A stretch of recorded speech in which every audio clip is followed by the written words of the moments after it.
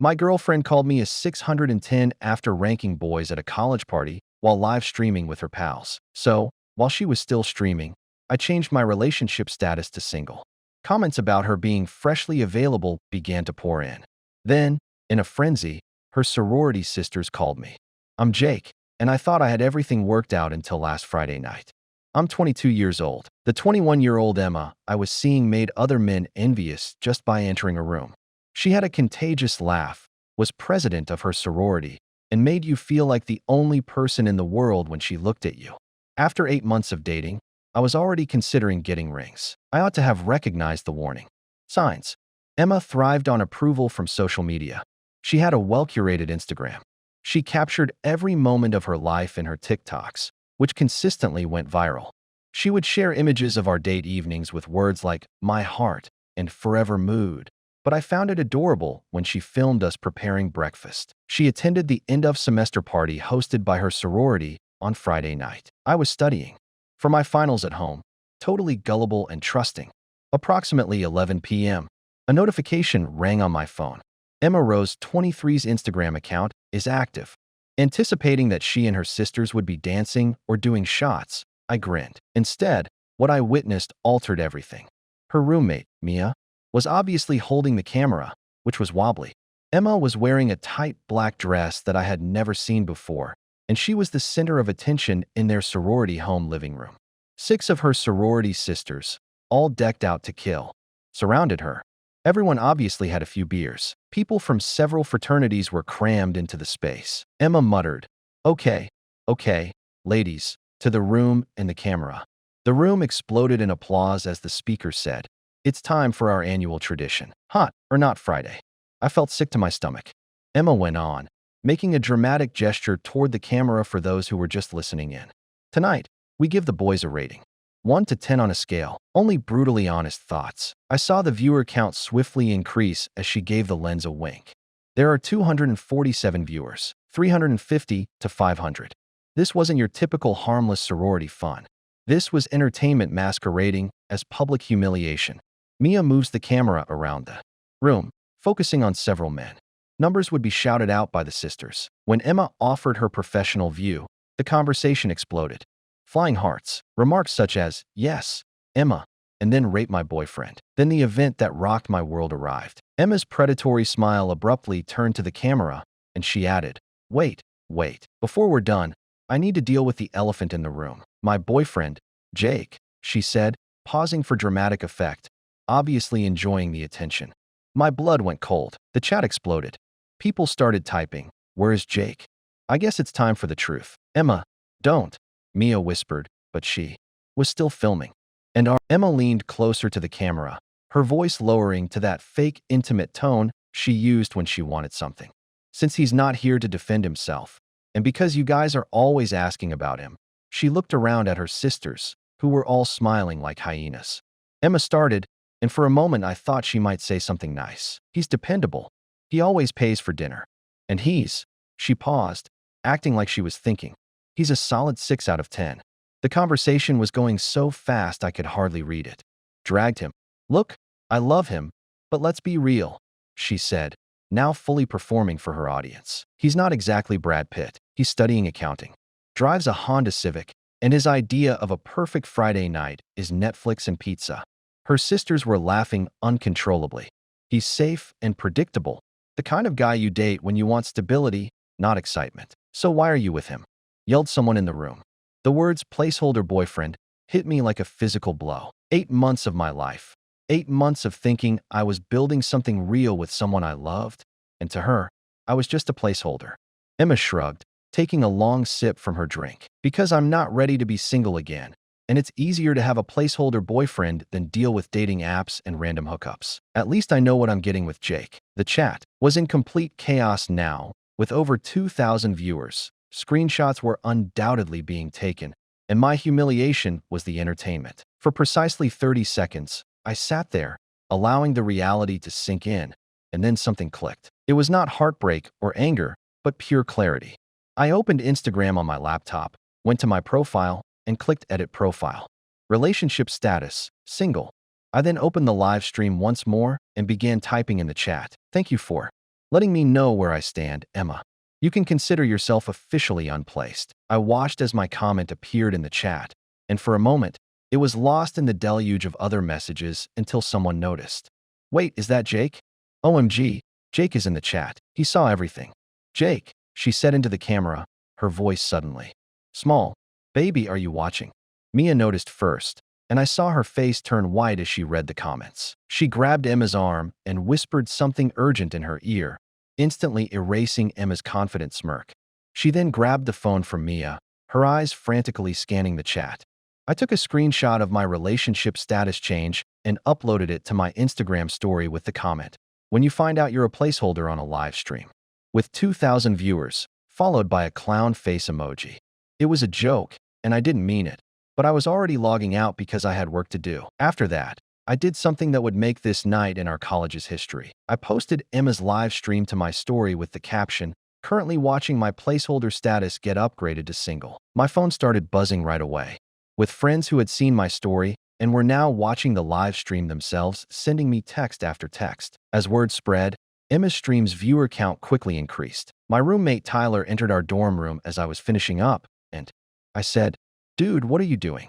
Emma's been calling you like crazy." I showed him my phone, and in 10 minutes, my Instagram story had over 300 views, 17 missed calls from Emma, 43 text messages, and upgrading my life. Then I opened our shared Spotify account, the one we used for our couple's playlist that she was constantly posting about, and I deleted every single song except for "Thank You." Next, by Ariana Grande. Tyler glanced at my screen, then at the laptop where Emma's live stream was still playing, crying on camera and trying to stop it while her sorority sisters looked embarrassed in the background. Holy, Tyler whispered, "You're going to be famous on campus." He was right. By midnight, #placeholderboyfriend was trending on our college's anonymous confession page. Screenshots of my story were being shared everywhere, and someone had even recorded Emma's entire meltdown and uploaded it to TikTok. But the best part was yet to come. Update 1. I woke up to 847 Instagram notifications, 23 missed calls from Emma, and a text thread with my boys that had exploded to over 200 messages. I checked Emma's Instagram first. Her live stream from the previous night was gone, but the internet never dies. Screen captures were going viral, and someone had created a TikTok compilation of her calling me a placeholder boyfriend while dramatic music played.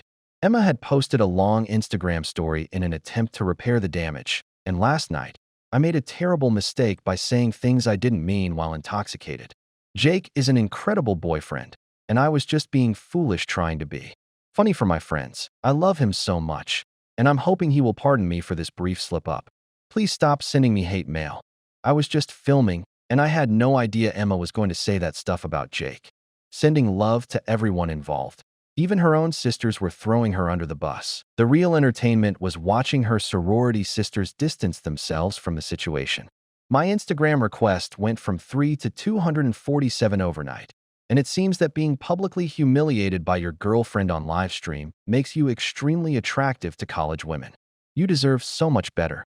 When Emma finally arrived at my dorm, at noon, I knew she was coming because Tyler texted me from the common area, "Your ex is here, and she looks rough." I opened the door to find Emma wearing yesterday's dress, her eyes red from crying, makeup smeared, and her sorority big sister, Jessica, standing behind her, likely providing moral support. "It's unbelievable that she said that about you.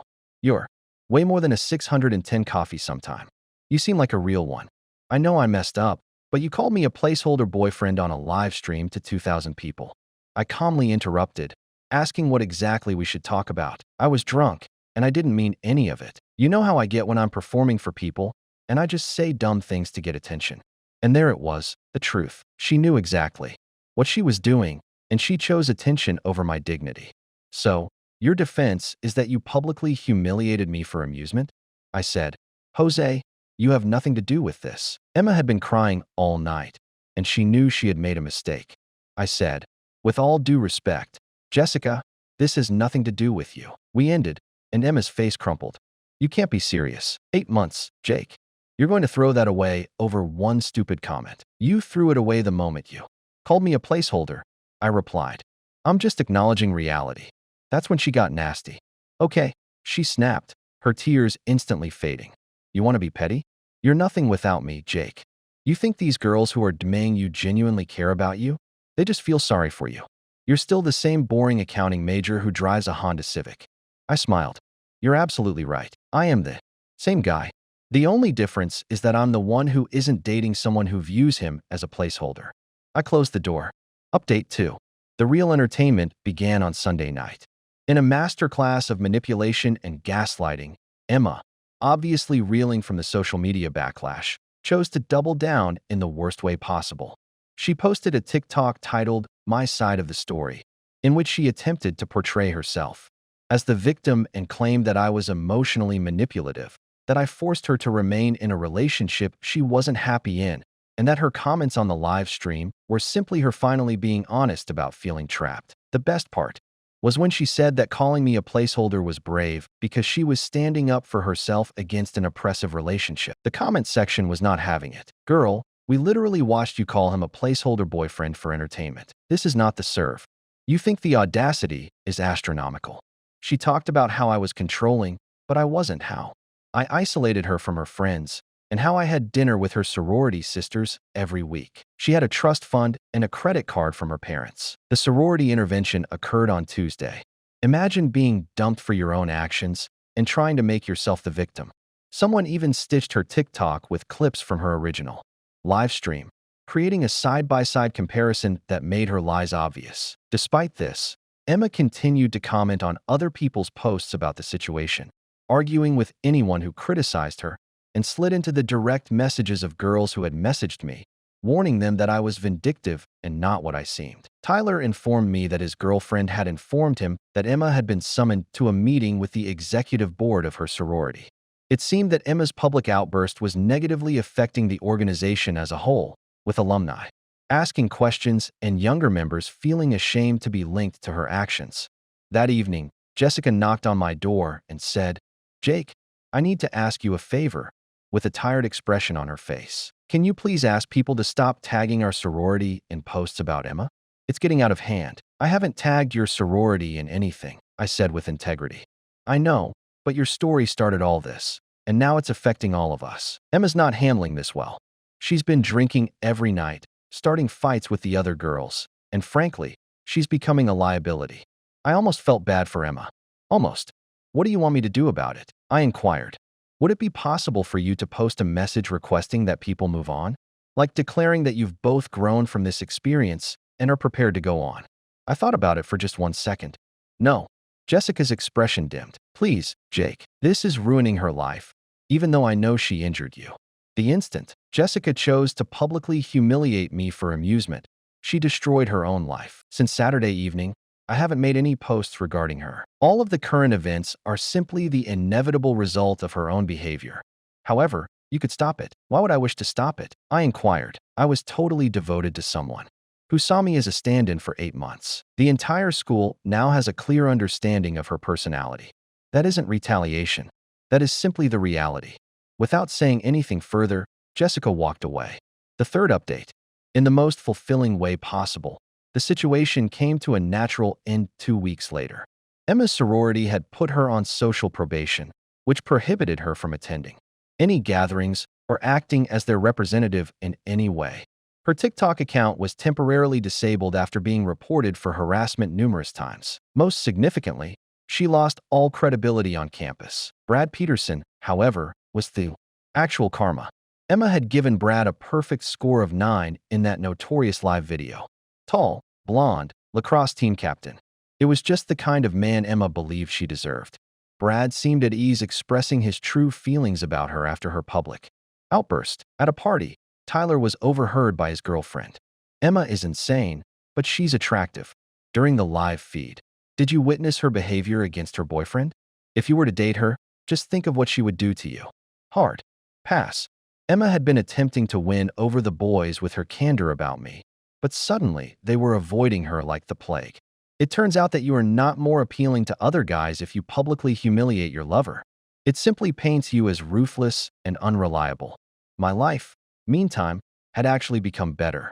I received invitations to gatherings I never would have previously received because of the attention the incident garnered. After witnessing things fall apart, a girl from my economics class named Sarah reached out to me, and we began a conversation. She was intelligent, humorous, and above all, she found the entire scenario amusing rather than tragic. "The way you handled that was legendary," she told me as we were having coffee.